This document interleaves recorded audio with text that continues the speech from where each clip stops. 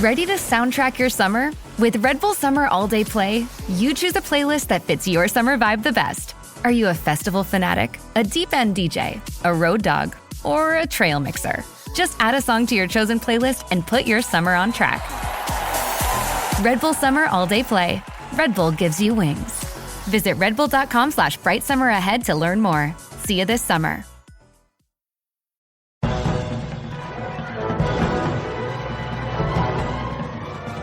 Hello and welcome to episode 395 of the Filmmakers Podcast. This is a podcast where we talk filmmaking. From indie film to TV to documentary to... Is that low-end TV or is it high-end TV? To TV, including high-end TV, and... everything in between. How to get them made, how to make them, and how to try not to... royally F them up. As well as the intro, in our very, very humble opinion. Hello everybody, how you doing? Thank you for listening. I'm Giles Alderson. I am a director, I'm also a writer, and I am also a bit of a producer. And you are? Dom Lenoir. Also a... So, how do I say it so it sounds fresh when you've already said, like, all three of the roles? Try it. Yeah. Go on, I'm a director, I'm a writer, and a producer. There we go. Wow, that sounded so fresh. Yeah. On today's show, we have the legendary producer, Kelly McCormick. She not only has produced some incredible films, whose credits include Atomic Blonde, Deadpool 2, Fast and Furious, Hobbs and Shaw, Silent Night, and The Fall Guy, which is what we're here to talk about. The brand new David Leitch movie starring Ryan Gosling Ryan's and the G. Emily Blunt. Emily Blunt. Let's not forget Aaron Taylor-Johnson. Woohoo! And Hannah Waddingham. The Fall Guy is out in cinemas this Thursday. 3rd of May? Is that Thursday? Yeah. Why not? Might be the 2nd, might be the 3rd. Yeah. Why not? You've seen the posters, just get down to the cinema and book your ticket and go and watch it. Yeah, so what do you talk about with Kelly? Because I again was filming and couldn't make it. She's very annoying recently because you've sat down with some amazing guests. I have. Dom Lenoir, Mr. Dom Lenoir. What will our audience learn from today's masterclass? We talked about how to shoot real stunts cost effectively. Cross-cutting action to raise the stakes and limit street filming in a busy city. The importance of supporting cast and their character arcs, finding the balance between rom-com, thriller and drama tonally, shooting in Australia for tax credits and tone, and lastly, casting Ryan Gosling and Emily Blunt and working out that incredible chemistry. Well, if you weren't excited before this podcast started, I imagine you're very excited now. This is super stuff. This is just wonderful and very honest interview as well between the two of you. You got on like a house on fire as well. A house and you also dropped in your own movie that you directed and produced called Winter Ridge. So good for you, which also starred Hannah Waddingham. Yeah. Which all our listeners know about now, because if you haven't watched it and you listen to this podcast, then woe betide you. Exactly. You won't be on our Christmas quiz list of winners. That's true. No. I mean, look, this film really surprised me in a very good way, because I saw the trailers and I thought this is going to be a good movie. I'm going to enjoy this. And then I went in and I was like, wow, this is like really, really good. It was like the action. I mean, I've already said it in the interview. Like the last time I had this much fun was at Top Gun Maverick, and it's because the pacing was so good in this. Like, you know, it was just bam, bam, bam, bam, bam. Everything felt like incredibly tightly moved, and yet you had these very, very, very strong chemistry between, you know, all of the characters, all the supports. This really captivating romance between Emily Blunt and Ryan Gosling, and it just all sort of wound together in this like really funny, really outrageous, and yet never too silly extravaganza. So, well, you know, definitely gonna be in my top 3 for the year, like without a doubt, and has to be seen in the cinema. No excuses. Wow. Yeah, there is no excuses, especially these days. I think it's a perfect time to get out, go see something, then scuttle back to our little caves that we've already created. Giles lives in an actual cave. I've been in many caves. You actually did a documentary on a cave, yeah? I did a whole Still lives there. documentary on being in the most remote caves in the world, and yes, I do live in one of them now. I've seen artwork that only like a handful of people have seen that was drawn thousands of years ago. It's pretty impressive. But anyway, enough about me. Let's talk about David Leitch, who is the director of The Fall Guy. He's obviously, his directorial debut was John Wick, the action film which he directed with Chad Stahelski, though only Stahelski was credited for that. And he also directed the thriller film Atomic Blonde, which starred Charlize Theron, and Deadpool 2. And he also directed Hobbs and Shaw, which was a spin-off of the Fast and Furious franchise. Recently, Bullet Train, which starred Brad Pitt, and now The Fall Guy. He's just an incredible director, and David and Kelly are a couple in real life. They're one of those like powerhouse couples that just seem to, just great attitudes and great work. And Kelly McCormick is a powerhouse, full of energy, which you will hear very, very soon and see, because this was a filmed interview as well. So we will be putting this on our YouTube. If you haven't subscribed yet, please do. If we get over a certain amount of subscribers, then pennies do come back to the podcast. And Giles might be able to live outside of his cave. One day. Until that amazing moment when I do crawl out, shall we play the trailer for The Fall Guy and then dive into Dom's chat with Kelly, and then on the other side, me and Dom will talk about action filmmaking, because both me and Dom have been doing that recently. Sound good? Sounds good. Right, cool. Thank you so much, by the way, for listening to last week's episode with Zack Snyder. If you haven't listened to that one yet, you're mad. Millions of you have, not millions. Don't forget Ed Skrein and Sophia Boutella. Yeah, who join Zack Snyder on that episode. So, listen to that one after you've listened to this one. So here it is, Dom's chat with Kelly McCormick. See you on the other side. This film has everything. Everything? Do you want to make out, or? Nope. Oh, yes. This does not seem safe! Hell yeah! We're getting tangled in exposition. Minerals. Oh. What's an ice crime? Are you saying ice cream or ice cream? Ice crime. Okay, it's just with your accent, it's hard. I'm not reporting an ice cream. Yes, no, I get that. Okay. You're like sexy bacon. What is this? You know? You need carbs!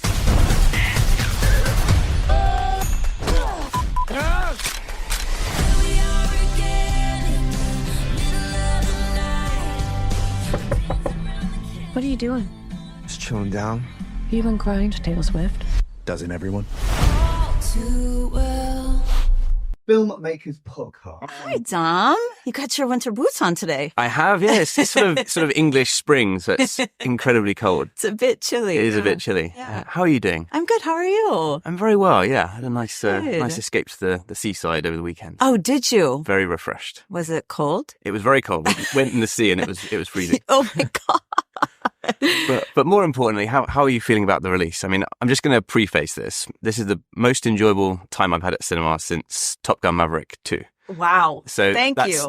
It was a big experience for me, and Wow. I really enjoyed the film. So, Thank you so much. Yeah. I'm really proud of it. I mean, I'm proud of most of our movies, all of our movies, I'd say. But this one feels really special. Yeah. I think it is. Yeah. I mean, one of the things that really impressed me is the tone, because it sort of goes into rom-com. It goes into a really compelling, well-edited sort of action piece. Yeah. And then you've got the kind of Emily Blunt and Ryan Gosling. Their performances really ground it, and they make it incredibly charming and likable. So let's talk about how this sort of started, what the genesis of the project was, and how you sort of got involved. So, I mean, first of all, thank you for that. And I think David does make these kind of tonal combinations in such a cool way. And having the love story at the center of this one as the spine gave him another sort of like dimension to add to sort of his storytelling, which was really exciting.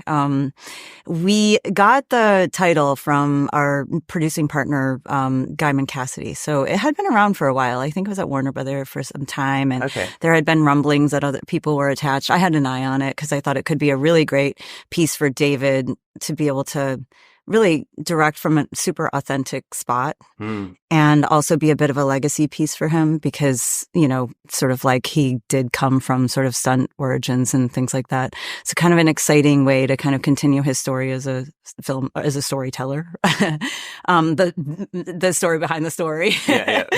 And because there was a sort of autobiographical, I'm sure there was tons that he was able to sort of bring into the conversation that, you know, from his background. I mean, it feels very authentic from a stunt position as well as from the rest of the narrative. Yeah, for sure. I mean, he, you know, he says that it's, you know, when you take on telling a story as a director, you have to sort of make believe all these different things about the story that you're telling and the backstory that you're telling and the, you know, why you're choosing the setting that you are and all these different things. When it comes to telling a story about a stunt performer, he's like, I have all that. So I'm coming from this place where it's like really sort of, I get to use all the sort of fodder and knowledge that I've learned from 20 years of being a stunt performer. I suppose all those details are what make it feel real and sort of lived in.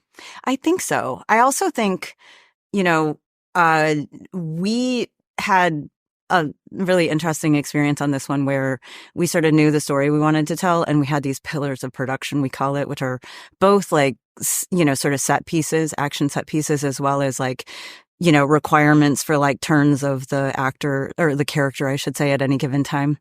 But then otherwise it was kind of this free flowing, like sort of wild sort of ride. And I think that you feel that in the sort of excitement of the story and the frenetic kind of fun that's kind of going on. And yet you feel safe too. And I think that was just kind of a product of like how we were making the film a little bit, which is kind of how it does feel when you're making a movie. Yeah. You know, that it's like you're tumbling down this hill and like there's probably a couple of things to hold on to at any given time, but like you're just kind of like until it's over. But actually, I mean, I suppose it's sort of credit to you and David and your experience in filmmaking. But I was actually felt that it was incredibly well structured in terms of like when characters sort of moved into certain, you know, narrative arcs, it all felt incredibly at the right time. It all felt very well paced. It didn't feel like there's any wild jumps between things. So I think you balanced that kind of frenetic energy with the storytelling sort of very well. Thank you. Yeah, those are what I would call the pillars of production. So it's, you know, those moments that we knew we were aiming toward. And what was beautiful is all of us were making the same movie. Like that, I always believe in that. And I think that's one of the things you have to sort of like have signed on to make the same film. And then you can be a little free within, but like you all know that those are the things you have to hit along the way, you know, almost like, you know, sticking a landing after a pole vault or something. You know what I mean? Like, it's like those moments have got to be really thought through and planned, and then you can play within. And I think that freedom between the pillars is what allows it to feel really alive. So in terms of the script, when you received the script or when you sort of both signed on and you started sort of developing it, you know, as a sort of David Leitch and your collaboration, what were some of the notes and the changes that you implemented in, you know, at the sort of script level and the development level? Yeah, I mean, you know, we started, it was totally unencumbered when we started. So we put together this pitch, which was incredibly noir. It was dark. It was set in LA. It was like brooding, more kind of nice guys. It had a little bit of wit in our minds, but it was like really sort of like, you know, noir. And then we sold it as that to Universal. And then,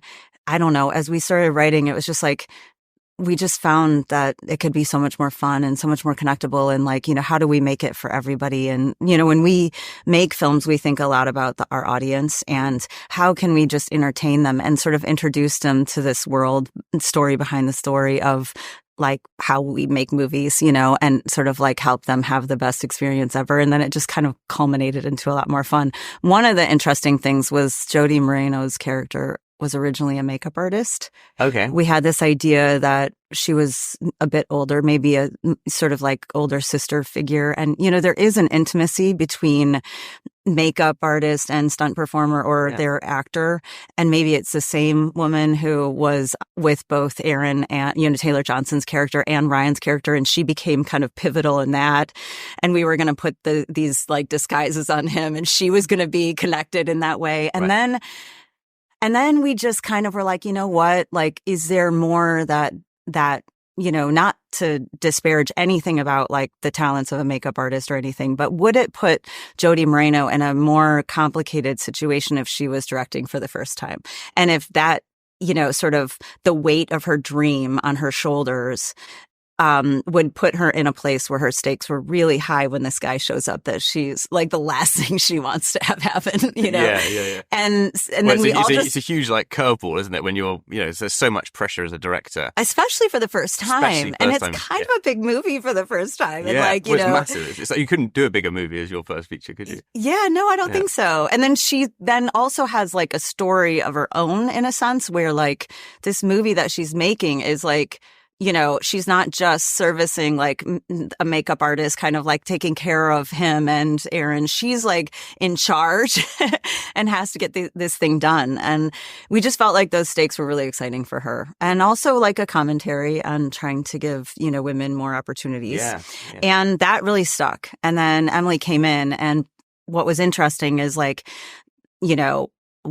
when you're maybe ghosted and when you're sort of, in this spot, you could play it in a really cold way that's like angry and a bit, sort of like flustered in this experience and, sort of nervous about the decisions that she's making. And instead, Emily's choice was to bring all this warmth and all this like excitement and all this love for her movie and, and vulnerability to being ready to maybe accept the love of her life back into her life. I mean, she was such a good casting for it, and I think it's one of her best performances.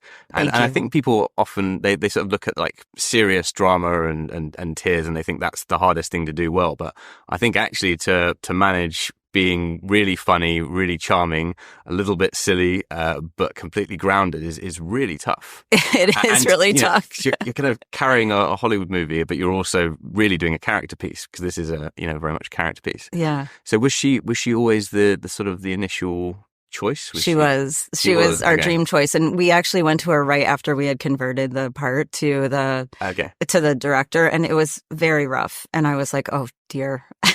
Her agent, Chris Andrews, read it, and he's like, I'm going to give it to her. And I was like, you are? Oh my God. Like, because it really needed a lot of like attention. Yeah. And she saw through it, and she saw the potential. And I think she also was really excited to work with Ryan and David. Yeah. And so then she jumped in and really tailored the character. And then, we all sort of tailored then Ryan's character too, because we had to leave space for this true romance that became the spine of the movie, even though the film is called The Fall Guy. Yeah. But it allowed for another sort of meaning to the fall guy. He's like super falling in love, which is like, part of the fun of it. And they're such an iconic sort of duo as well. So did you say that Ryan was attached before Emily? Is that right? Yeah, Ryan was attached upon sort of like pitch. We went straight to him even before we sold it. He attached, which we felt really lucky about. He was our only choice. We would have had to throw it out. Was it a simple sort of process, or I mean, was it you ring the agent, they like the script, they've obviously heard of you as a sort of a team? It was we rang the agent and there were 3 pages, and it was like, what? And Ryan was like, I'm in, let's do this. And we made this like reel, like a sizzle reel to sell it off of and he like gave an interview, and we all gave interviews, and it, Drew Pierce, our writer, sort of does the through line of like the beats of the movie. And then it's got a bunch of reference, like, footage, like kind of cut into it. And then people wanted it. That's really interesting, because I always assumed that the sort of the sizzle reel was something, because filmmakers were often told to do a sizzle reel to sort of sell the pitch. I always thought that people in your sort of position wouldn't necessarily have to, or maybe you chose to because you had such a clear sort of idea of what it was. But it's a fascinating that was sort of part of the pitching process. We've done a few of them. They help really well, like, if you're going to try to sell just a pitch, in part because then it's like fewer conversations, like, especially these times where it's usually Zoom and you're like trying to get everybody on a Zoom, and especially with like people like as busy as David and Ryan, and so if you just can get everybody like, in this sort of, I don't know, it was like 3 minutes, share it to everybody who might, want to buy it and support us. Yeah. And then it just kind of speeds up the process a little bit. Like, Yeah. They know more what they're getting. Yeah, We yeah. don't have to be in front of a million different, sort of meetings. And it's worked really well for us in the past. It's really good. You can also allow for the tone to slip in really easily with the references and songs and things, and of course it changed 180 degrees since then, but Yeah. I think they're happy. Yeah, no, I mean, they should be. They should be happy. So let's talk about the rest of the cast. How do those sort of decisions come on board? Hannah Waddingham was my pick for Gail. I think she was sort of this perfect sort of like combination of like the biggest boss in the world, and then just she does exude this warmth at the same time. Yeah. Funny story. She came on set and she had her platinum blonde hair, and we were going to put her in these power suits, and that's what we kind of expected. Yeah. But then, the movie is kind of like just modern and fresh, and there's a tingle to it in a certain way. And we were already establishing that by the time she came in for her role. Yeah. And none of that kind of made sense. And she was only there for a couple of days before she had to start shooting, because Ted Lasso was it's all long. encompassing, And we almost lost her over it because it was like too close, really. And she came in and it was just like, oh, none of this feels quite right. And she follows me around for the 2 days that she has. And next thing you know, she's in a wig that looks a lot like my hair. Right, okay. And in a layered look that's like kind of what I wear on set. And I was like, I don't know if I like this life art imitating my life in this way, because we know who she is in the movie. Yeah. But I think, again, like you fall for the idea, especially because they both speak British English, that like she really is out to help Jodie. She really is out to like, sort of, save this movie. And then this other stuff happens that's not very good, but like this is more important. And so she's going to make it happen. I thought it was a great through line for the villain. And I think she played it perfectly, because I think she's really tucked in for so long, you know? She was the villain in my film like a few years ago. Oh, she was? And played not a completely different character, but played someone that was very warm and understanding, and then sort of becomes a villain. And she's definitely one of the best people to work with. She's got such a great attitude. She really does. She's amazing. Yeah. We loved working with her. We wanted her to speak American English at one point, which she can. Yeah. But there was so much improving on our set that's really hard to do. Yeah, like you have to really know, and having just come from Ted Lasso and like, getting into American English. Hollywood film, it's everything so stunt orientated. How do you improvise? Yeah. Well, the stunts don't improvise. No. We'll send the car this way. But the scenes within, there was a lot of freedom. I think you can feel it. I think that's why really the romance in specific, but also all of the relationships feel really organic and like modern and real, because there was a lot of freedom. And they knew their character. They knew where we were heading. Everybody was making the same movie. And so and David creates a very safe environment. So you can just kind of like flow and sort of like find whatever feels most right in the moments. Yeah. And she hadn't improv for a long time, and she's a great improver. Yeah. And then she came to our set and she was like, oh dear, yes, I'm improving. And like she had to recalibrate, and then it was just like she was off to the races. She's so amazing. Winston Duke was our, pick for stunt coordinator of our movie. Yeah. He is incredible. I mean, I think he's doing a lot of things. I mean, first, he's representative of like, let's get more heads of departments, of diversity in the mix, because he has the strength of character, and he does feel like this very safe guiding force for Colt in a lot of different moments. And then also we put the through line in where he has all of these film references. He's a true cinemaphile and film lover. And we wanted to make sure that flowed, and that gave them something to connect on throughout the film. And I think it's really fun. Plus, he's actually really good at action. He's huge, man. Yeah. And he is so graceful. And so he should have been like a football player, I think. He has this athleticism and this size, and it's just beautiful to watch him. But warmth and grounding as well. Like he really does sort of connect the characters, and all the sort of all the supporting characters like really feel deliberately placed, and they work towards the central story, and they help the other characters sort of develop. He's so good. He has one of my favorite lines, which is like when he's got the tomahawk. Oh yeah. And it's like, is this rubber? And it's so funny actually. Like you don't catch it maybe the first time around, but like it's just a very, very funny line. Well, because so many of the lines have meaning. I think if you've got nothing to do with film, it's just funny. But if you're in film, it's doubly funny because there's so many of these moments that do happen on set, and the crazy sort of things that people never realize about, rubber props, all these kinds of things. Yeah, we tried to be really that was a real conversation with the studio. Like, how do you make it such that it's not insider baseball? That's such a thing when you're doing a film within a film about a film. And yet, how do you create a world that these people are walking into? I think it has a lot to do with Colt.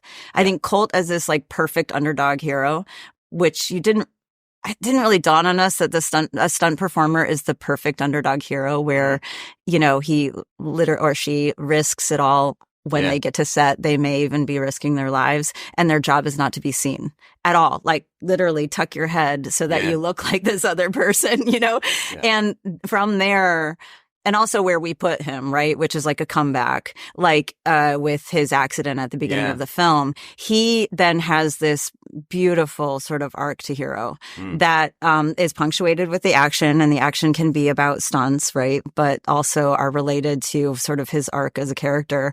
And then also he's just so warm, and Ryan is, and charismatic and so connectable that like you walk into this world with him and you're like there with him. And so you can fall for these things that like are stranger than truth, of like an alien with his legs being seen and like any number of other things, and you're just like in it. And I think you're just buying how original and weird actually a set is. It is, yeah. It's so many bonkers things that sort of happen as well. I love the moment when the first AD is like running to set. Traveling. Yeah, traveling, yeah. Just like these little words that are like so quirky and surreal, but everyone's obviously in the pressure of the film shoot, so never really thinks about it at the time. Yeah. But when you sort of look at it from the outside, it's brilliant, but it's ridiculous. Yeah, some of the sort of stuff going on. Speaking of moving on, like he's so good. By the way, the sort of the sarcasm always like part of some kind of AD that's good at sort of keeping things light, but obviously has that pressure to sort of keep things moving. Totally, yeah. So let's talk about Aaron as well, because I mean he's a classic sort of he's so good. I mean, we were so lucky that he was available. We had so much fun with him on Bullet Train. Yeah. And have been trying to find, I mean, that was in our next movie, but anything we can do with Aaron, it's like, how can we? And it's not a huge role, but it's an super important one, right? It's like he's haunting the whole movie. He's the motivating factor of it all happening. And then to me, he's supposed to be representing toxic celebrity at its highest. And he brings it to most toxic. He brings it to 11. And yet you still feel for him at various moments, you know what I mean? Yeah. Because that's how good Aaron Taylor Johnson is. I think that torture sequence is one of the most brilliant sort of moments in the movie. I mean, because there's this beautiful thing that's happening where there's a familiarity that happens instantly to the point where even, Colt is like, doesn't really believe he's in that much trouble until like that very turn at the end. And they're kind of reminiscing and, making clear how close they really are, how close that bond really is in this very sort of like what will become super dangerous moment, It was talk about tone. That was a tricky one to balance. It's like because they did get sillier and they did get more serious, and it's like, in different takes. So it's like, which ones sort of like were just the right flow where you could have a little fun, know that they were familiar, Colt not trust that he's necessarily all the way going to go to something really, really bad. And then have real danger by the end of it. Yeah. This is really special. And I think the two of them had to be the actors that they are to really grab that scene the way it's played. I think that it could have gone lighter and cheesier at a lot of moments in the film.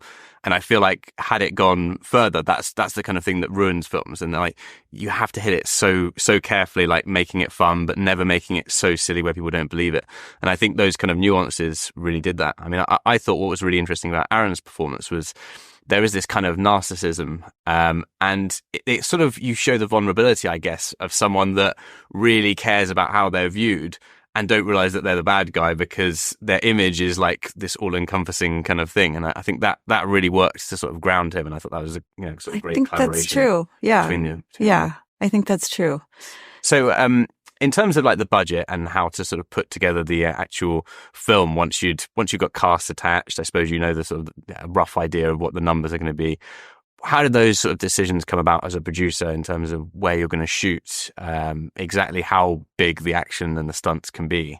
I mean, it feels like you didn't hold anything back. But like, how did those sort of conversations with Universal and making sure that it sort of worked on paper, versus box office and those kinds of questions? Yeah, I mean, it's an amount, right? Yeah. I've kind of given this budget, and you are looking at, how to put the most on the screen.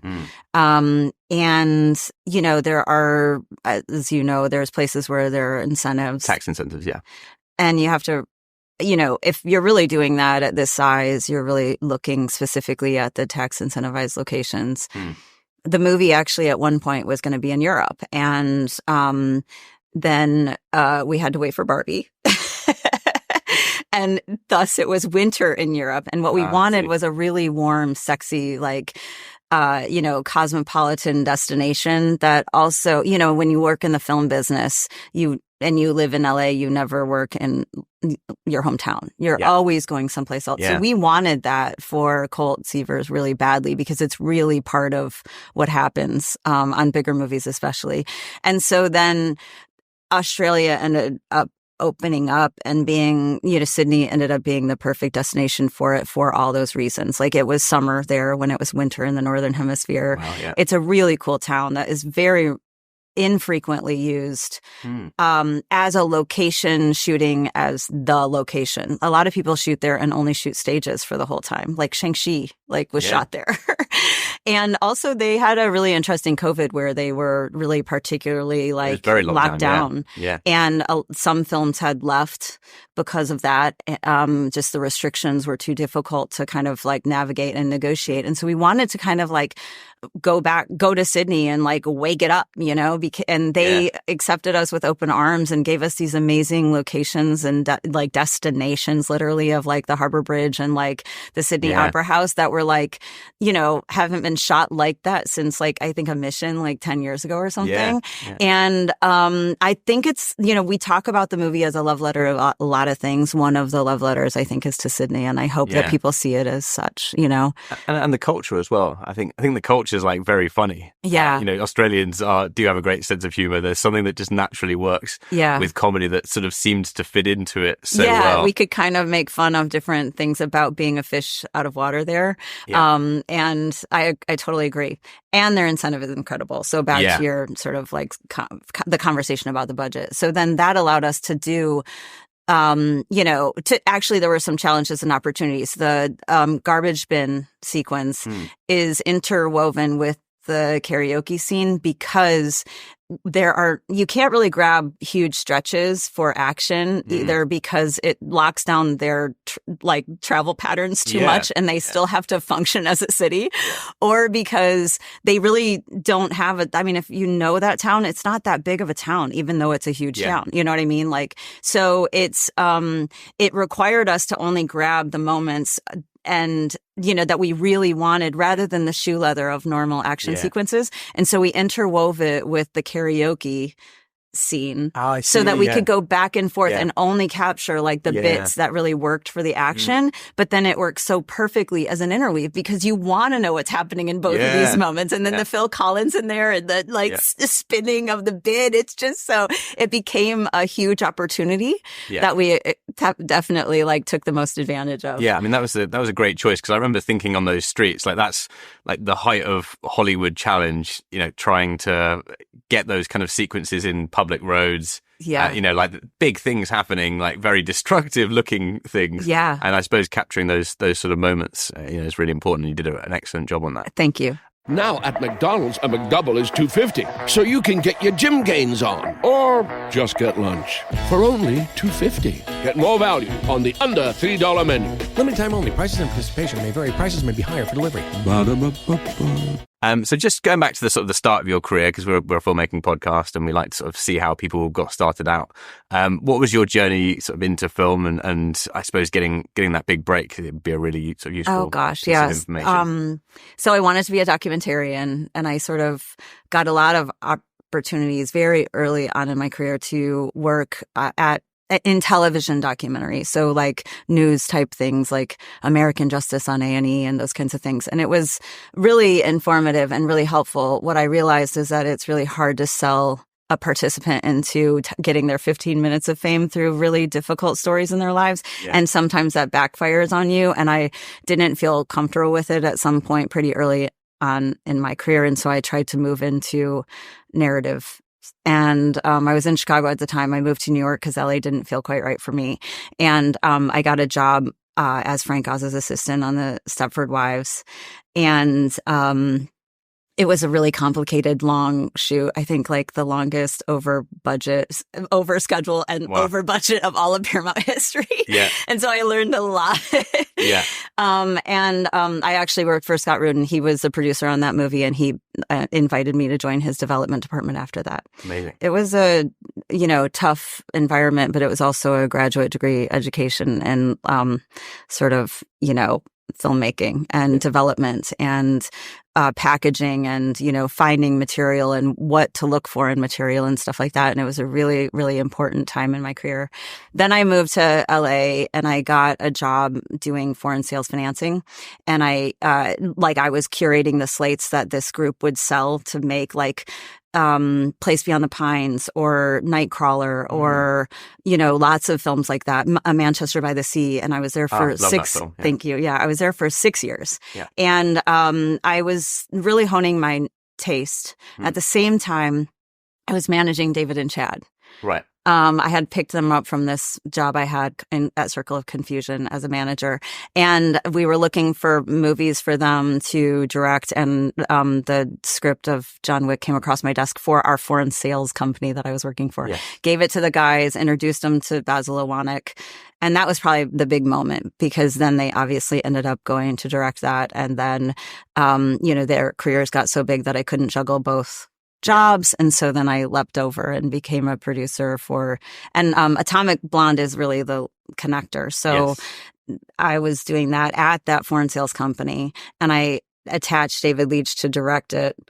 And then that sort of became what ended up being the beginning. And the rest is history. Yeah, sorry, it's a long story. No, it's good. You managed to succinctly fit it into like three or 4 minutes of our remaining time. so well done that. Again, a massive congratulations. I think it's so hard to make a movie this fun that's this grounded. So best of luck with it. Thank you. Thank you so much. It's really nice to talk to you today. Yeah, really nice to chat. Thank you. Yeah, thank you.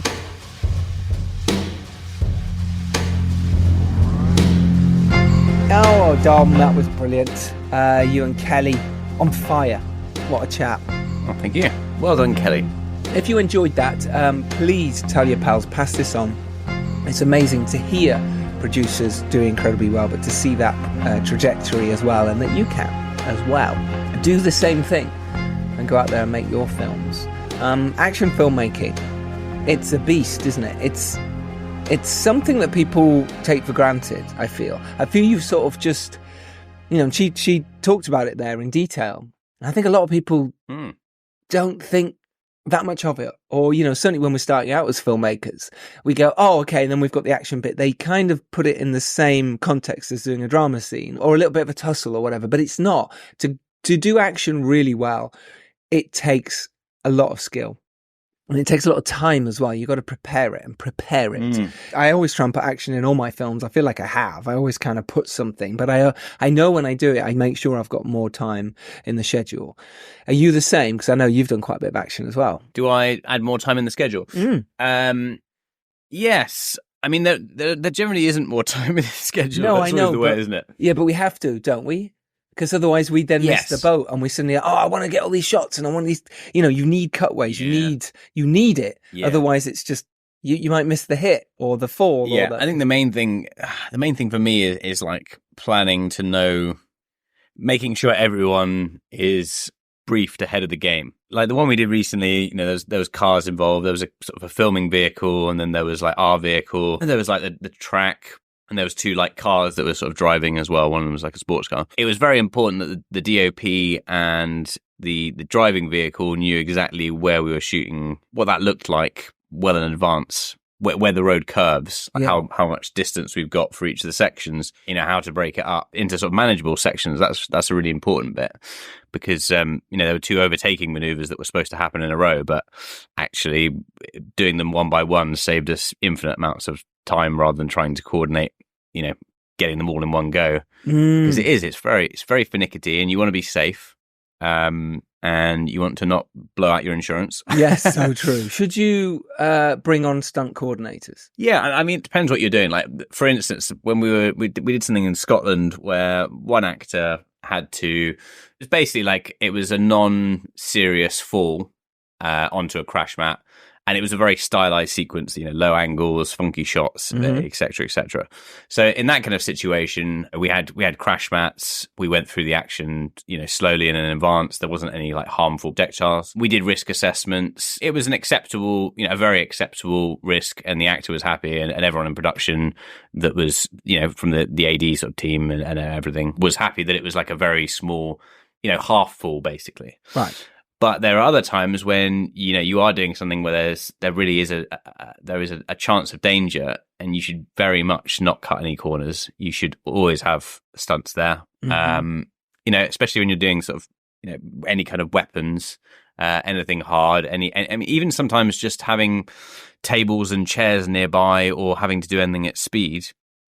If the camera angle isn't being cheated to really help out the safety of things, then you really need to make those considerations, and it is worthwhile. It's worthwhile as well because it'll save you time figuring out how to do something that isn't going to hurt your actor. Yes. And figuring out how that works so that they can fall over safely repeatably as well, because if you just do it DIY, then they might fall over twice and then they're hurt, and that's it. I'm not doing any more, and then camera hasn't got it, and then you've got a problem for many reasons. Of course you have. So it's so important to be safe. I feel like it's one of the most important things. That's why I like a stunt coordinator. I'm very hands-on when it comes to the action myself. I know what I like. I know I'd like the camera. I know I'd like the actors to be, but other people do this as a job and they're better than me. So of course I want their opinion and say, hey, can you make this, sing even more? And I love it when they're so specific with a head move or how far away the actors need to be from each other so they definitely don't hit, or the stunt people, whoever it will be. That is so important, but it's safety. Because if someone gets hurt when you're doing a stunt, everything stops. Everything stops. Whereas if you've prepared and practiced and made sure that it's before you've turned over, that everyone is set, everyone knows what they're doing. It's like a dance routine. You don't get that good at dancing just by going, hey, let's just go at this and let's see what happens. This takes, rehearsal and skill and practice and timing. And it's the same with stunts. It really is. And film is kind of about illusion, isn't it? Right? Practical stunts, they can be real and dangerous, but it's an illusion. It's where the camera is.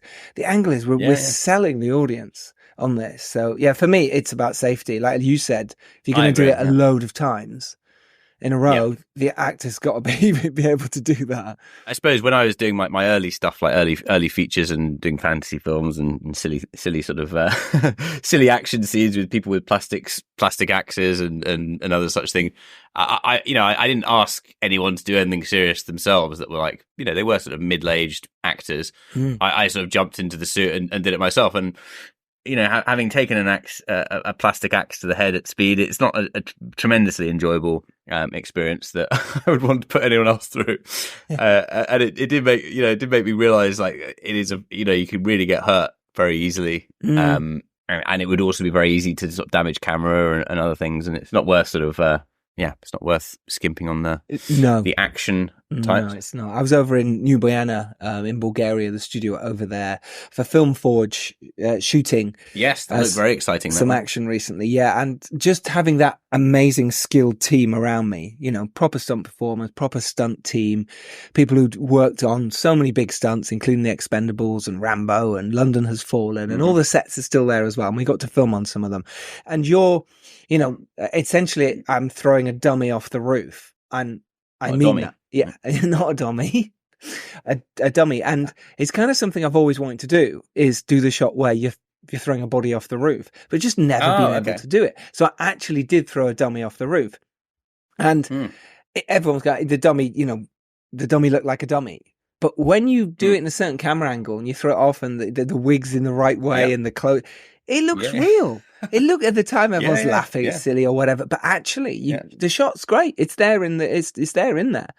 And I love all that. And cheating as well. The amount of cheating we did, we had to have someone stood very high up on a ledge, very high, looking down. It's very dangerous. And we just cheated it to be a totally the other side, where it was safe, but it looked like it was outside the way we'd shot it. So it's just about being clever. Yeah, you can always cheat things in stunts if you think things through and you understand film language. And yes, 100% you can. You only have to look at some of those old films, and people have frozen it on YouTube or whatever when it's clearly a bloke in a wig, when it's supposed to be a woman going down a hill and he's got a beard and stuff. But when you just don't notice this stuff because you're following the story, and that's what's important. And you mentioned there about VFX as well, and do bear in mind that a lot of the time you will have to take some wires out in post, or you might have to take something else out, or someone holding someone out in post. It's just part of it. As long as you plan that and it's part of your budget, then it'll work. I love doing stunts. I love doing fight sequences. I love knowing we could get something new and fresh and exciting from it. And then there's the fear factor as well, is how can we do this? And it's just being brave. And that's something that, David Leitch has done here and Kelly McCormick have done here with The Fall Guy. And it's about stunt men and women. And it's about that, the moment getting, everyone's talking about why isn't there an Oscar?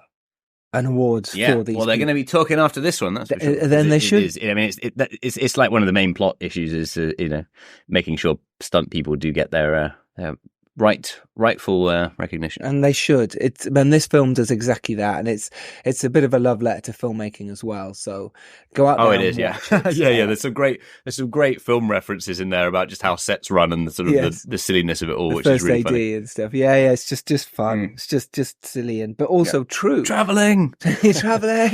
Yeah, I think that's worth seeing just for that. And you're all filmmakers pretty much like this, or people who love film who are listening right now anyway. So, and these are the kind of movies I love to watch.